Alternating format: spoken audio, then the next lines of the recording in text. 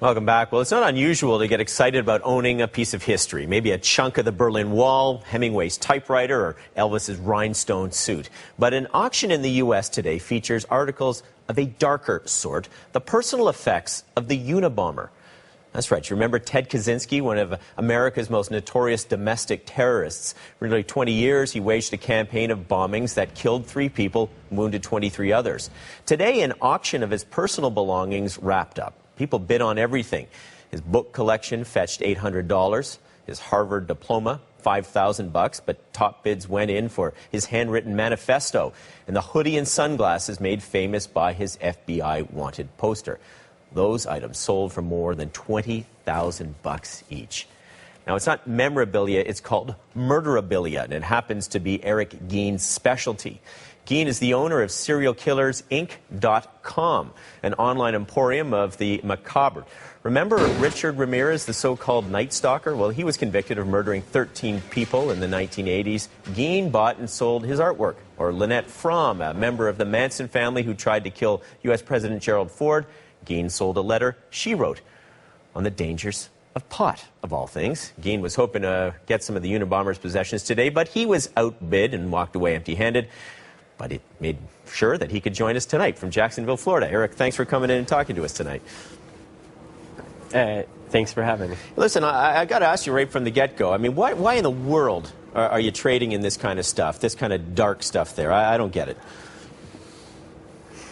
Well, people collect everything. I mean, there's people who collect Nazi memorabilia, war memorabilia.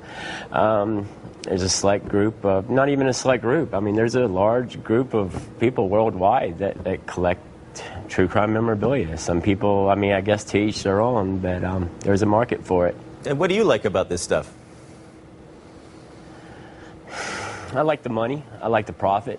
I like the fact that I can go to my office and look at my sales and know that I'm bringing in money. Well, tell us. I wouldn't. Go ahead. Go ahead. No, go ahead. Yeah, I'm not really a collector. I'm a dealer. This is my business. I don't have these items up on my walls at my house. This is a business for me, so it's about money and profit for me. Okay, well, tell me about the stuff that you're turning a profit on. I mean, give me an example of some of the stuff that you have been able to buy and sell. Some of the stuff that would be. I mean, all of this is out of the ordinary, but I have no idea of this world, so enlighten me. Well, we sell a lot of Manson items, signed Manson Charles Manson, signed Manson photos. As you mentioned, Richard Ramirez, we sell a lot of his artwork. His artwork is very popular, and it's very in demand. Lynette Fromm, David Berkowitz, son of Sam, very notorious New York serial killer. We even have items from guys who were just arrested. There's a guy, Lonnie Franklin, in Los Angeles called the Grim Sleeper. He hasn't even been to trial yet. We've already got his items up in the store for sale. Now you're making a profit on this. Who's buying this stuff? Is there a big market for these kind of items? Oh, I wouldn't necessarily say big, huge, but we have our customers are. I mean, it's vast. We have. People in the academic field. There's criminal law professors who buy letters from some of these guys to help teach their classes. We do have your average collector who probably buys it and puts it up on their wall as a conversation piece for with their friends. Our customer base is vast, anywhere from people in the academic field to college students to soccer moms. Soccer moms. Well, okay, I didn't see that one coming. Okay, but how does this sit with you? I mean, you're saying you're not a collector, you're saying you're just a dealer, but do you not have any qualms? I mean, obviously, these items, if you think of the victims who've been involved in their crimes, this can give these people more notoriety. It can enable their stories to live on when these people won't, the victims certainly want these people to disappear. So do you have any conflicted emotions about selling this stuff? Not really. I make no apologies. I have a legal business.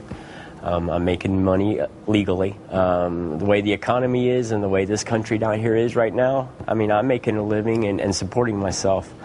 I do have sympathy for the victims and the victims' families, of course. I'm not a monster. But on the other hand, you know, this is America, and I'm making a profit, and it's legal, and I make no apologies. Have you developed a relationship with some of these people? Excuse me? I'm sorry. Have you developed a relationship with some of these people in your bid to acquire these items? And I'm talking by that the criminals. Yeah, I mean, I've been writing guys, and I've been doing this for 15 years. So, I mean, you can't write someone for over 15 years and not consider them friends. Yes, I consider these guys friends. You know, we don't talk about business totally. I mean, we talk about sports, music. They send me artwork. Yes, these guys are friends of mine. Friends of yours. And you have and that sits well with you despite the crimes that they've committed? Yeah, they're people, just like you and I. They're people. They've done some crazy, horrible things.